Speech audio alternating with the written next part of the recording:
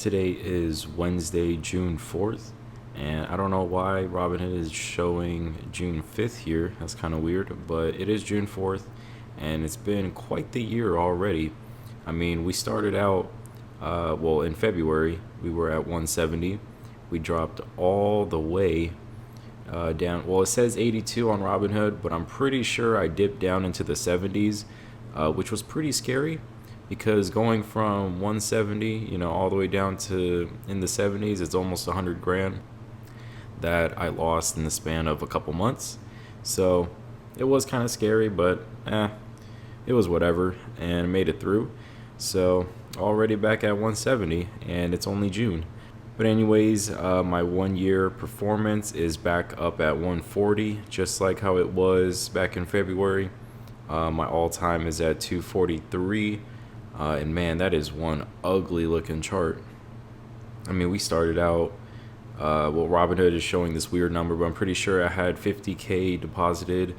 And for, many years, I was pretty stagnant. And I was basically flat. All the way back in the 2023 bear market, I was basically flat since 2019. And then with the help of Robinhood, Palantir, I think last year, before Discover got bought by Capital One, I believe, I had some Discover as well, and I cashed out when they announced that they were going to get bought out. I still have a little bit of American Express, and of course Honest, a little bit of SoFi helped out as well, but mostly Robinhood. I really hope that this doesn't end up being a Batman pattern. If any of you guys don't know what the Batman pattern is, it's basically a double top. Essentially, it stops going up from here, it goes all the way back down, and then it's like the Batman years. Past 3 months, I am up 26%. Past month is almost 35. Past week is over 5%. And then, of course, today was 0.7. And if we take a look at some of the stocks, I don't remember how much I went over the last video, but my one credit spread that I have on the QQQ, it's not doing too hot. I'm not down a whole lot on it. I collected $100 in premium, and it's at 120 right now. And I believe it is in the money, but it is what it is. It's why I only opened one instead of like 10, so that later on, once the market keeps going up and potentially goes all the way up to all-time highs, I can kind of pick and choose where I want to hedge then. So I had just that one open just in case. But yeah, I still have my Nike cash secured put, still have my Palantir covered calls. Take a look at my top 10 holdings. I still have Robinhood as my number 1, Nike as my number 2, Palantir as my number 3 for now. But I have been contemplating buying a bit more Pepsi. I would have to use more margin, but I do think Pepsi is due for a turnaround here. If we take a look at the current price right now, it's yielding over 4%. And it's been trading around the 130s for a while now. And I still think it is a $170 stock. I know I've been saying that for many, many months now, and it's just been consistently going down. But I do believe we will see Pepsi all the way back up at 170 in the future. And of course, back up to all-time highs. But Robinhood, man, it is at $72 a share right now. I know before this recent correction, I did say that Robinhood was going to hit $85 a share, and then went all the way down to $30 a share. So it was looking pretty disappointing, and briefly it did seem like I was wrong, but I stuck with it, and I still think Robinhood will be an $85 stock in the future. And I also haven't changed my mind. I do think that Robinhood should definitely consider paying a dividend once it reaches all-time highs, $85 a share, and it starts pushing all the way up to $100 a share. I definitely do think Robinhood should consider paying a dividend because they make a lot of money. They have decent free cash flow per share. They have tremendous growth, and it's a brokerage business. So, as long as they're performing well and the market is also performing well, theoretically they should grow over time, right? But yeah, I do think once it's at $85 a share and it breaks all-time highs and it starts going up to 100, I do think Robinhood should pay a dividend. But until then, they should remain focused on what they're doing. Keep pushing out those gold cards. I don't know what's taking so long. I know they've been prioritizing like influencers. So I've noticed a lot of people on social media that have a decent amount of followers. They've been getting the gold cards first, which makes sense. It makes sense from a marketing perspective, right? Get all these people the gold cards first so they can post about it, talk about it, build up some hype. But you got to be kind of careful there, because if you keep people waiting too long, then they won't really care about it. And just to use my situation as an example, I've been waiting for the gold card for a really long time now. I still don't have it. I wasn't expecting to get it super quickly anyway, because I don't have a lot of followers. Recently, I also did get an offer from American Express for their gold card, and I did get that one. I got one of the best offers through Amex. It's the welcome bonus of 100,000 points, which is one of the higher ones. I think most people only get 90. So even though I understand why they're taking their time, they want to build up that hype, that marketing focus on people with high net worth or people with a lot of followers first, and manage their risk properly, because they don't want to push out their cards to everybody that can't afford it, and then their numbers start to look bad. So I completely understand that, but also waiting too long, you could potentially lose a customer. Even though I am still excited about the Robinhood Gold Card, I will admit the excitement is a little bit less just because I have the Amex Gold Card now. But definitely I will still be using it because I am a gold member, and getting 3% cash back on everything is still useful just as a catch-all card. But yeah, I just think Robinhood should be pushing out those gold cards a bit faster, while also, of course, continue doing what they're doing, pushing out new products and features. And of course, in the future, once they break $85 a share, which is their all-time high, and start pushing up to 100, I do think they should start paying a dividend. But of course, keep it as a very small one, and make sure that they increase it at least by a little bit every single year, so that they become like a dividend aristocrat. They start getting the attention of a lot of dividend investors. They start getting placed into all these various funds and ETFs that track like dividend growth companies, etc. And that will also help support the stock price, of course. And once we do get to that point where Robinhood is at around $100 a share, maybe even consider like doing stock splits and all that, because sometimes people do get excited for those. Even though it doesn't really matter to me, because stock split, you still own the same amount. It's just the shares being divided. Moving on from Robinhood though, I still think Nike is an easy $100 stock. Palantir, that's kind of a wild card because it could shoot up to 150 from here, just to wash out the early shorts. So it could spike up to 150 just along with the market, but over the long term, maybe later half of this year or the beginning of 2026 or middle 2026, I don't know. I definitely do see a potential for Palantir going down to 100 at least, which is why I have my covered calls on it right now. And even though it would suck to get my shares called away at such a low average cost, that's just the risk that I'm going to have to take in order to manage my risk.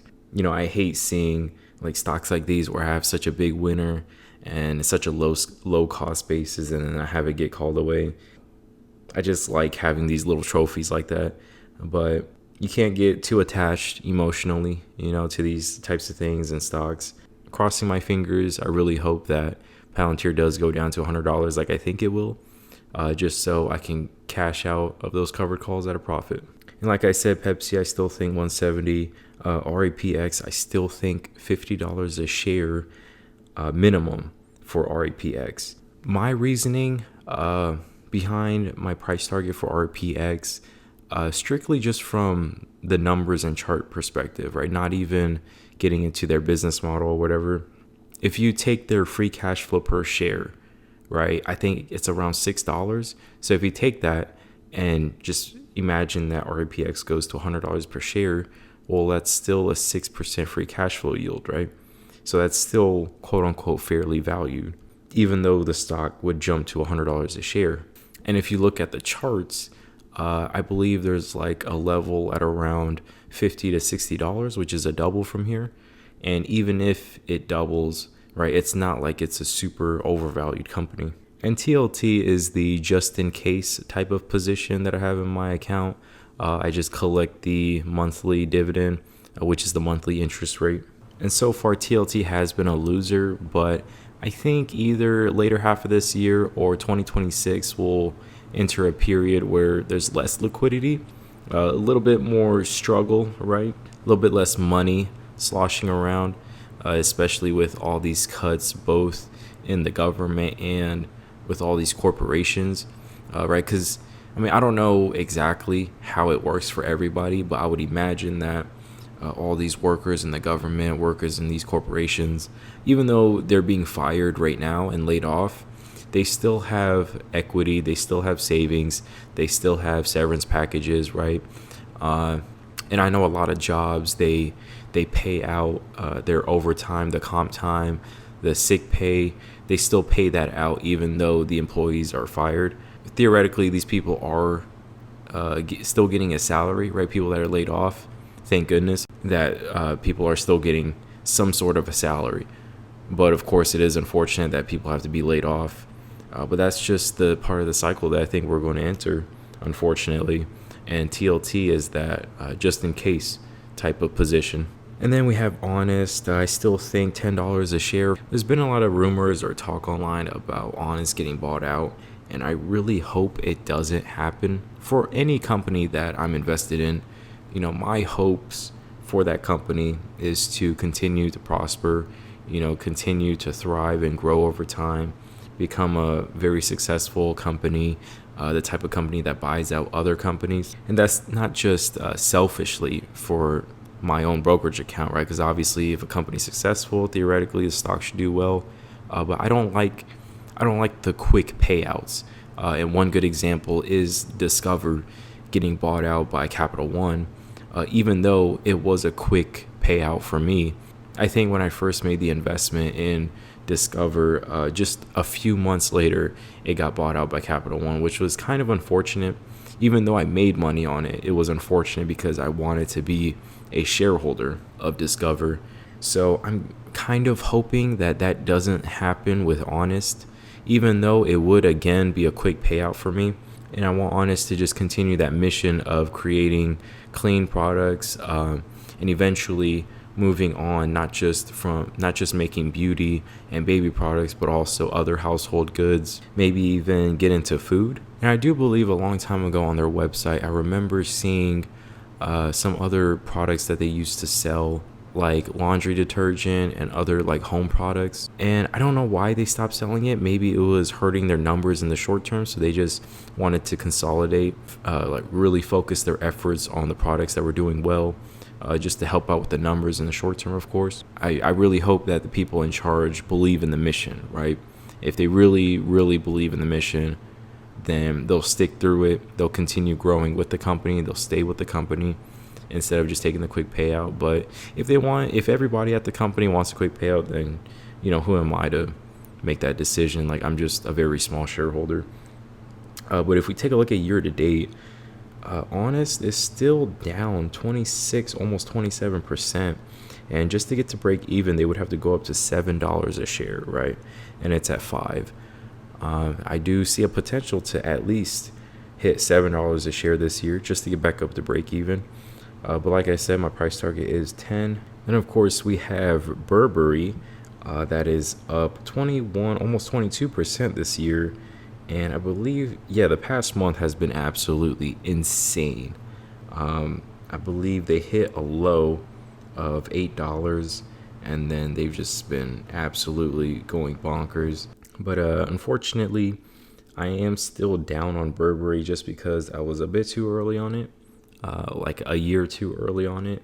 I should have waited for it to at least hit $9 or $10 a share before I started buying, but it is what it is. I do think consumer stocks in general, just like Nike, will start to see some recovery, which is why I also have a little bit in VFC. And of course, I have some in Norwegian Cruise Line, just similar to that consumer play.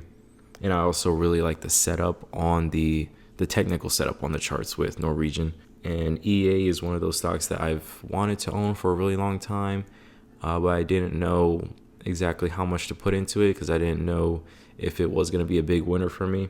But I mean, it's been a decent winner for me, obviously, up 23%. But mostly, I will admit, I originally bought it because I was just a huge fan of their products growing up. But I also do like the technical setup of EA. I mean, they've been consolidating for multiple years now, and I've been buying the dips. So, and again, I don't remember where we left off in the last video. So I'll just start with the interest payment that I made, and then the call credit spread that I opened. I did buy a little bit more VFC, some Pepsi, REPX, and then I got my very small win dividend.